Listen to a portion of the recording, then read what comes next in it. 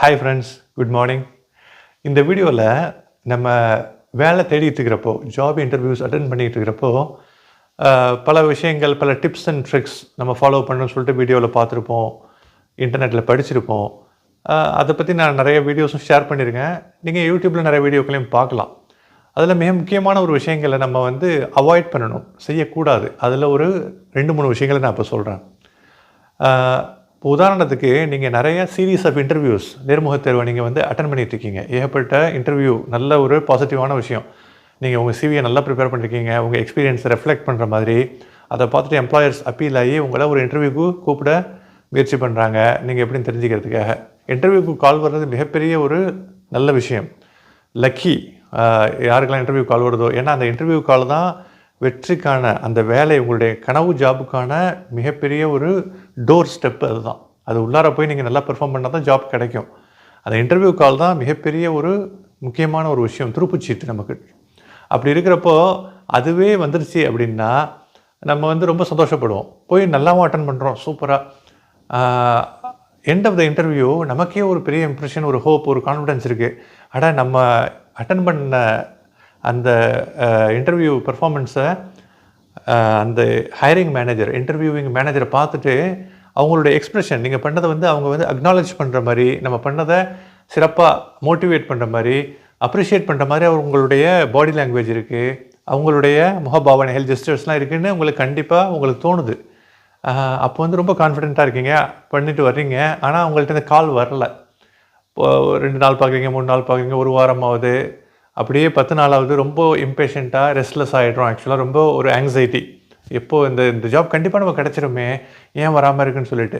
இங்கே தான் ஒரு மிக முக்கியமான விஷயம் நம்ம அவாய்ட் பண்ணணும். அது என்னுடைய அனுபவத்துலேயுமே அது நடந்திருக்கு. ஒரு ஜாப் இன்டர்வியூவை நீங்கள் பெர்ஃபெக்டாக, எக்ஸலண்ட்டாக அட்டன் பண்ணுறீங்க. இருந்தாலுமே உங்களுக்கு ஹைரிங் மேனேஜர் அந்த கம்பெனி திருப்பி கூப்பிடலன்னா, உங்களை செலக்ட் பண்ணலைன்னா அதற்காக ஏகப்பட்ட காரணங்கள் இருக்கும். It is not necessary that you didn't perform well. நீங்கள் நல்லாவே பெர்ஃபார்ம் பண்ணியிருக்கலாம். நீங்கள் உங்களுடைய இன்டர்வியூவிங் மேனேஜரோட முகத்தில் பார்த்த பாசிட்டிவ் ஜெஸ்டர் உண்மையாகவே கூட இருக்கலாம். இருந்தாலும் உங்களை செலக்ட் பண்ண முடியாத ஒரு சூழல் உண்டாகி இருக்கலாம். என்ன காரணம்னா, உதாரணத்துக்கு கம்பெனி ஃபஸ்ட்டு ஒரு பட்ஜெட், மேனேஜ்மெண்ட் அப்ரூவல் வாங்கி இந்த பொசிஷன் நம்ம ஹையர் பண்ணணும்னு வேகன்சியை உண்டாக்கிடுவாங்க. அப்ரூவல் போய்கிட்டே இருக்கிறப்போ ஆளை இன்டர்வியூவும் பேரலாக பண்ணுவாங்க. அப்போ அப்ரூவல் போகிறப்ப அவங்களுக்கு ஒரு நம்பிக்கை இருக்கும். எப்படி நம்ம இன்டர்வியூ பாஸ் பண்ணிட்டோங்கிற நம்பிக்கை இருக்கோ, அவங்க மேனேஜ்மெண்ட் அப்ரூவல் வாங்கலான்னு ஒரு நம்பிக்கையோட பேரலாக இன்டர்வியூ ஸ்டார்ட் பண்ணியிருப்பாங்க. நீங்களும் அட்டன் பண்ணியிருப்பீங்க நல்லா கான்ஃபிடென்ட்டாக. ஆனால் அங்கே approval management top management reject பண்ணியிருந்திருக்கலாம். உதாரணத்துக்கு என்ன காரணம்னா, காஸ்ட், இல்லாட்டி இருக்கிற ரிசோர்ஸஸை வச்சு ஆப்டிமைஸ் பண்ணி இருக்கிற ஆளுங்களை உள்ளுக்குள்ளாரே வச்சு இன்டர்னலாக மேனேஜ் பண்ணுங்கன்னு சொல்லியிருக்கலாம். இருக்கிற ரிசோர்ஸஸ்க்கு நல்ல ஆளுங்களை பார்த்து ப்ரமோஷன் பண்ணி லோயர் கேடர் ரிசோர்ஸ் நீங்கள் வேகன்சியாக போடுங்க அப்படின்னு சொல்லியிருந்திருக்கலாம். அல்லது நம்ம சேலரி எக்ஸ்பெக்டேஷன் கூடுதலாக இருக்கலாம். கம்பெனி அதை கம்பெனி சொல்ல விரும்பாமல் இருக்கலாம். ஏன்னா பட்ஜெட் ரொம்ப டிவியேஷனாக இருக்கும். கொஞ்சம் முன்ன பின்ன இருந்தால் நெகோஷியேட் பண்ணுறதுக்கு எம்ப்ளாயர்ஸ் வருவாங்க. உங்களுடைய எக்ஸ்பெக்டேஷன் அவங்களுடைய பட்ஜெட்டுக்கு சம்மந்தமே இல்லாமல் டபுள் ட்ரிப்பிளாக இருக்கிறப்போ அவங்க கண்டிப்பாக தெரியும், நம்ம வரமாட்டோம், கேண்டிடேட்ஸ் வரமாட்டாங்க. அவ்வளோ ஒரு மிகப்பெரிய கேப்பில். இந்த மாதிரி ஏகப்பட்ட காரணங்கள் இருக்கும். அப்போ அதையே நம்ம நம்பிக்கிட்டு இல்லாமல் அது கிடச்சிருங்கிற அந்த ஒரு காரணத்தை வச்சு மற்ற இன்டர்வியூஸ்லாம் அட்டன் பண்ணால் அவாய்ட் பண்ணாமல் பேரலாக நீங்கள் பண்ணிக்கிட்டே இருக்கணும். அதை மறந்துடணும். ஒரு சைடில் நல்லா பண்ணியிருக்கோம், கண்டிப்பாக இறைவன் நாடினால் நம்ம முயற்சிகள் நம்ம சூப்பராக போட்டுட்டோம், இதுக்கு ரெஸ்ட் வித் காட். ஆக்சுவலாக கண்டிப்பாக அது நமக்கு கிடைக்கும். ஓகேன்னு அடுத்த முயற்சிகளை நீங்கள் தொடர்ந்துக்கிட்டே இருக்கணும். பெஸ்ட்டாக நீங்கள் எப்படி அந்த இன்டர்வியூ பண்ணுங்களோ போயிட்டே இருக்கணும். என்னுடைய அனுபவத்தில் நான் சொன்னல, நான் மிகப்பெரிய ஒரு துபாயில் உள்ள கவர்மெண்ட் கம்பெனியில் நல்லபடியாக அட்டன் பண்ணி ஒரு ரெஃபரன்ஸ் மூலமாக போய் நல்லபடியாகவும் அட்டன் பண்ணி இன்டர்வியூவை வந்துடும் சொல்லிட்டு ரொம்ப எதிர்பார்ப்போடு இருந்தேன். கிட்டத்தட்ட வாரங்கள், பல வாரங்கள் ஆச்சு, நாட்கள் வாரங்கள் ஆச்சு, மாதங்கள் ஆச்சு.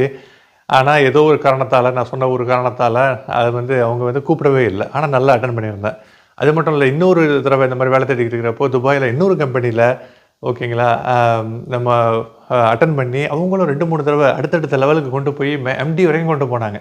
அந்த மாதிரிலாம் நடக்காது. ஆக்சுவலாக ஒரு இதில் நல்லா இம்ப்ரெஸ் பண்ணி அடுத்த லெவலுக்கு போகிறாருந்தா அதுவே வெற்றி. ஒரு இன்டர்வியூஸ்லாம் சமயத்தில் 2 லெவல் இருக்கும். First HR interview, technical interview, top management interview, சமயத்தில் 4 லெவல் கூட இருக்கும். அப்போ நான் 3 லெவல் போய் 4வது லெவலுக்கு கூட போகிற சமயத்தில் அதுக்கப்புறம் ட்ராப் பண்ணிட்டாங்க. மேபி பட்ஜெட் காரணம், ஏதாவது பல விஷயங்கள். அப்போ இதுலேருந்து நான் பெரிய லெசன்ஸ் லேர்ன்ட் ஆக்சுவலாக. அதை நான் பட்ட இந்த எக்ஸ்பீரியன்ஸு. அதுக்கப்புறம் நான் பெருசாக கிடைக்கிற மாதிரி இருந்தாலும் அடுத்த ஜாப் சர்ச்சிங் ப்ராசஸில் நான் பாட்டும் கண்டினியூ பண்ணிகிட்டே இருப்பேன். நல்லா பண்ணுறது ரொம்ப சந்தோஷம், நல்லா பண்ணியிருக்கேன், இறைவன் நாடினால் இஃப் காட் வில்ஸ் கண்டிப்பாக அது நம்ம கிடைக்கும்னு சொல்லிட்டு நம்ம முயற்சிகள் தொடர்ந்துக்கிட்டே இருக்கணும். நம்பர் 1 முக்கியமான விஷயங்க. இது என்னுடைய தாட்ஸ், சிந்தனைகள்.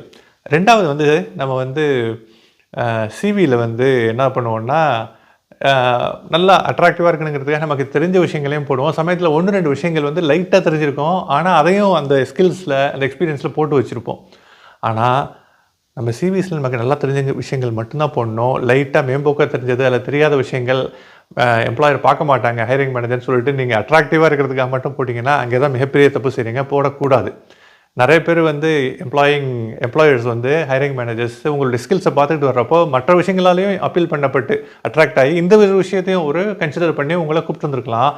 அல்லது உங்களுடைய இன்டர்வியூவில் நீங்கள் அந்த ஸ்கில்ஸை பற்றி அந்த பாயிண்ட்டை பற்றி கேட்குறப்போ திடீர்னு நீங்கள் போட்ட பாயிண்ட்டை பற்றி உங்களால் சொல்ல முடியாத ஒரு சுச்சுவேஷன், அதை சொல்ல முடியல, இல்லாட்டி நீங்கள் you're trying to manage the situation by beating around the push.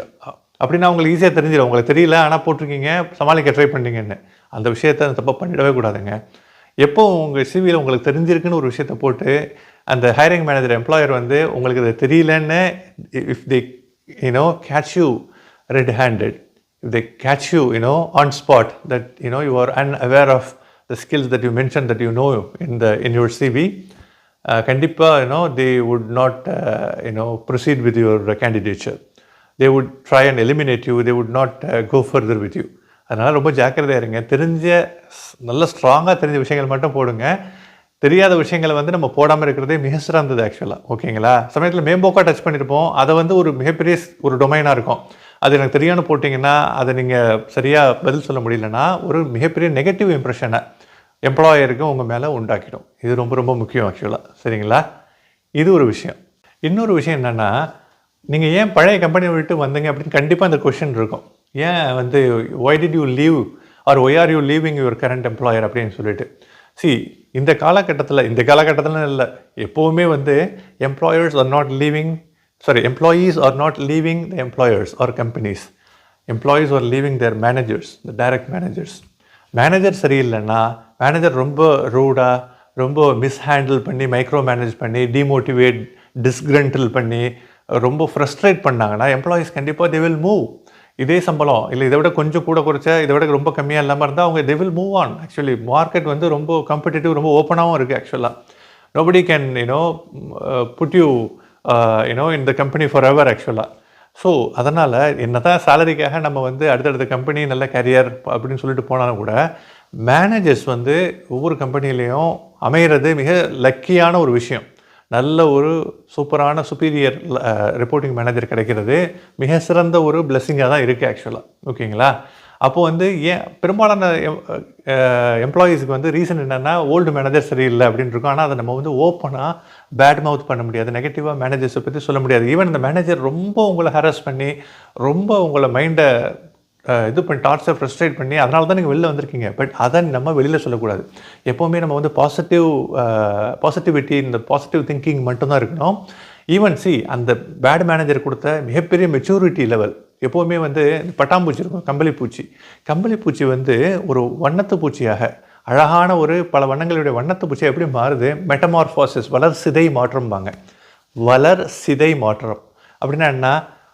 அது உடம்புல பல சிதைவுகள், மாற்றங்கள், சிதைத்து மாற்றங்கள் நிகழ்ந்து ஆனால் வளருது, ஆனால் சிதைக்கப்பட்டு வளருது. அப்படி தான் ஒரு புழு வந்து வண்ணத்து பூச்சியாக மாறுது. ஒரு கம்பளி பூச்சி பட்டாம்பூச்சியாக மாறுறதுக்கு வந்து அவ்வளோ சிதைவு. நீங்கள் எவ்வளோ பட்ட கஷ்டங்கள், உங்களுடைய மெச்சூரிட்டி லெவலில் அந்த மேனேஜர்கிட்ட பட்ட கஷ்டங்கள் உங்களுடைய பக்குவத்தை ரொம்ப அதிகப்படுத்திருக்கு. நீங்கள் நிறைய எக்ஸ்பீரியன்ஸை கெயின் பண்ணியிருக்கீங்க. அந்த பாசிட்டிவிட்டியை நீங்கள் எப்போவுமே வச்சுக்கோங்க. எம்ப்ளாயர்ஸ் வந்து ஹைரிங் மேனேஜர் இன்டர்வியூவில் இந்த கொஷின் கேட்குறப்ப ரொம்ப ஜாக்கிரதையாக சொல்லி, அவங்கள மேனேஜரை பற்றி நெகட்டிவாலாம் சொல்லாமல், கம்பெனியை பற்றி நெகட்டிவ்லாம் சொல்லாமல், I am looking for a new challenge actually, because I felt that I reached a saturation level, and I felt that I was being monotonously exposed to the same job, and there was no new learning actually. That's why I am looking for a new opportunity with new challenges, which your company already posted the job, and which I think I'm good fit for this requirement. அப்படின்னு சொல்லிட்டு நீங்கள் அப்படி manage பண்ணி ஆன்சரை கொடுக்கணும். எப்போவுமே நம்ம bad மவுத் பண்ணி நம்ம நெகட்டிவாக உண்மையாகவே இருந்தாலும் கூட நெகட்டிவாக பேசினா கண்டிப்பாக அது நெகட்டிவாகத்தான் உங்களை வந்து ஹைரிங் மேனேஜர் எடுப்பாங்க ஆக்சுவலாக. இந்த விஷயத்தில் ரொம்ப ஜாக்கிரதையாக இருக்கணும். இந்த 3 விஷயங்கள் இப்போதைக்கு இந்த வீடியோவில் உங்கள்கிட்ட நான் ஷேர் பண்ணுறேன். உங்கள் கருத்துக்கள் நீங்கள் என்ன ஃபீல் பண்ணீங்க? உங்களுடைய கரியரில் இந்த மாதிரி நீங்கள் கடந்து வர்றப்போ இந்த மாதிரி எக்ஸ்பீரியன்ஸ்லாம் உங்களுக்கு நிறைய இருந்திருக்கும். அதெல்லாம் என்ன அப்படின்னு சொல்லிட்டு கமெண்ட்டில் ஷேர் பண்ணுங்கள், ஃபீட்பேக்கை கொடுங்க. வீடியோ பிடிச்சதுன்னா லைக் பண்ணுங்கள், ஷேர் பண்ணுங்கள், சேனலை சப்ஸ்கிரைப் பண்ணுங்கள். இன்னொரு நல்ல வீடியோவில் நல்ல கண்டென்ட்டோட உங்கள் அனைவரையும் சந்திக்கும் வரை விடைபெறுவது நூருல்லா. Thank you guys. பீஸ்.